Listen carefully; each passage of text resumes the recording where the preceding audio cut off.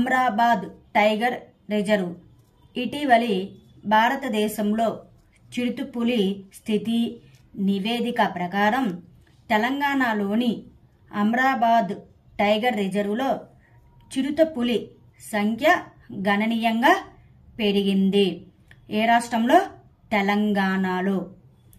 26,11.4 చదరపు కిలోమీటర్లు విస్తీర్ణంలో ఇది భారతదేశంలోని అతిపెద్ద పులుల నిల్వలో ఒకటి మరియు కోర్ ఏరియాలో రెండవ అతిపెద్దది.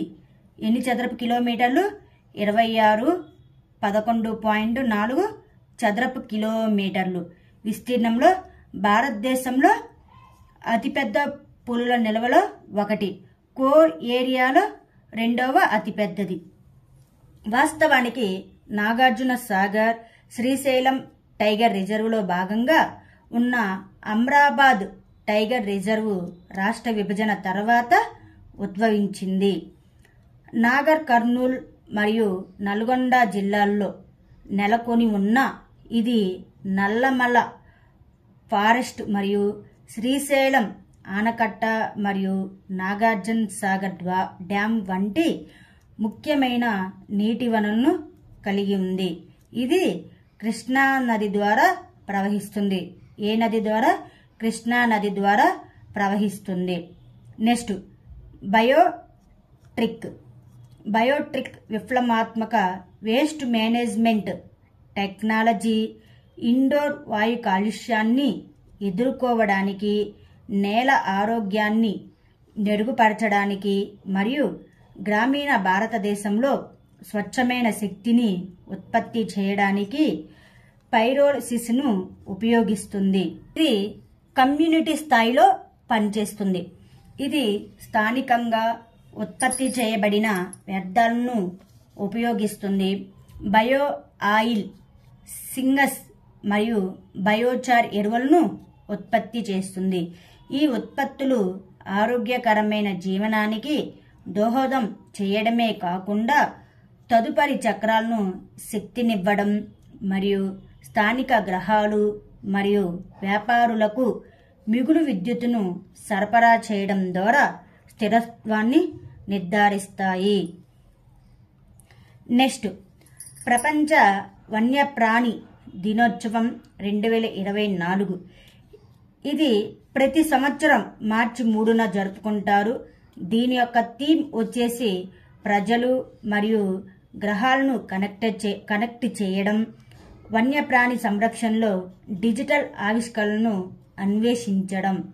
2013లో ఐక్యరాజ్య సమితి జనరల్ అసెంబ్లీ మార్చి 3ని యుఎన్ ప్రపంచ వన్యప్రాణి దినోత్సవంగా ప్రకటించింది. 2013లో ఎప్పుడంటే ఏ సంవత్సరంలో అంటే 2013లో ఐక్యరాజ్య సమితి జనరల్ అసెంబ్లీ మార్చి 3ని దేనిని? ఐక్యరాజ్య సమితి జనరల్ అసెంబ్లీ మార్చి 3ని యుఎన్ ప్రపంచ వన్యప్రాణి దినోత్సవంగా ప్రకటించింది. వన్యప్రాణులు మరియు మొక్కలను రక్షించడం గురించి అవగాహన కల్పించడానికి ప్రపంచ వన్యప్రాణి సంరక్షణలో డిజిటల్ ఆవిష్కరణను అన్వేషించడం. సిటీస్ అనేది ప్రభుత్వాల మధ్య అంతర్జాతీయ ఒప్పందం. అడవి జంతువులు మరియు మొక్కల నమూనాల అంతర్జాతీయ వాణిజ్యం, జాతుల మనుగడకు ముప్పు కలిగించకుండా చూసుకోవడం దీని యొక్క ప్రధాన లక్ష్యం. Press and registration of periodical act, దీన్ని షార్ట్కట్లో పిఆర్పి చట్టం. ఇది 1867 నాటి కలోనియల్ యుగం press and registration of books చట్టాన్ని భర్తీ చేసింది.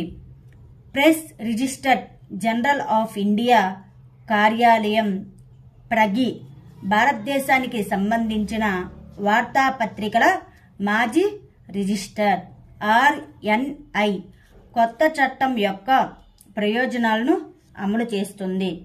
దేశంలోని వార్తాపత్రికలు మరియు ఇతర పత్రికల నమోదును సులభతరం చేయడానికి ఇది ఆన్లైన్ వ్యవస్థను అందిస్తుంది. Press and registration of periodical act యొక్క విధులు. పీరియాడికల్స్ రిజిస్టర్ నిర్వహించడం, పీరియాడికల్స్ టైటిల్ అడ్మిసిబిలిటీ కోసం మార్గదర్శకాలను రూపొందించడం, సూచించిన పీరియాడికల్స్ సర్క్యులేషన్ గణాంకాలను ధృవీకరించడం, రివైజ్ చేయడం, సస్పెండ్ చేయడం లేదా నమోదు రద్దు. Next net working planning group, దీని షార్ట్కట్లో ఎన్పిజి అని పిలవడం జరుగుతుంది. పరిశ్రమ మరియు అంతర్గత వాణిజ్య ప్రోత్సాహక శాఖ అదనపు కార్యదర్శి అధ్యక్షతన న్యూఢిల్లీలో జరిగిన 66వ ఎన్పిజి సమావేశం. ఎన్నవ సమావేశం? 66వ ఎన్పిజి సమావేశం. రోడ్డు రవాణా మరియు రహదారుల మంత్రిత్వ శాఖ నుండి 3 మరియు రైల్వే మంత్రిత్వ శాఖ నుండి 2 ప్రాజెక్టులను అంచనా వేసింది. ఎన్ని రైల్వే మంత్రిత్వ శాఖ నుండి? 3 రైల్వే మంత్రిత్వ శాఖ నుండి 2 ప్రాజెక్టులను అంచనా వేసింది. Integrated multi modal network planning group connectivity infrastructure మంత్రిత్వ శాఖల కోసం ఏకీకృత ప్రణాళిక మరియు ఏకీకరణను పర్యవేక్షిస్తుంది.